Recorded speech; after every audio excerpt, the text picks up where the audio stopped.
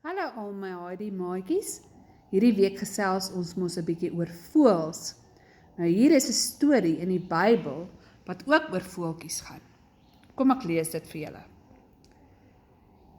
Die mense het graag na Jesus geluister. Hy kon so mooi stories vertel. Op 'n dag kom daar weer 'n klomp mense na hom toe. Die pappas was daar, die mammas was daar en die kinders. Hulle sit almal op die lekker groen, sagte grasies. Bo hulle vlieg daar voeltjies in die lug. Jesus sê toe vir hulle, sien julle daar die voëls, die mossies en die duwe? God die Vader sorg vir hulle. Hy leer vir hulle hoe om nesies te bou. En binne in die nesies lê die klein voeltjies lekker warm.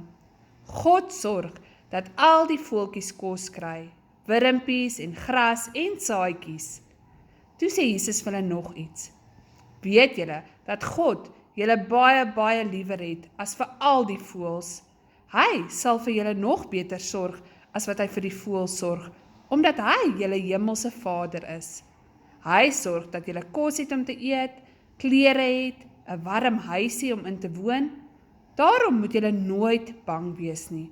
God het julle baie lief, maar hy wil hê julle moet hom ook lief hê.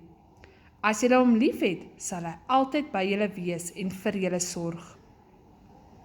Maatjies, hierdie storie kom uit die Bybel uit en juffrou wil vir julle sê vandag, ons hoef oor niks te bekommer nie, want Jesus is baie lief vir ons en God die Vader sorg vir ons, net soos wat hy vir die voeltjies sorg. Juffrou is lief vir julle en julle moet 'n lekker dag hê. Bye!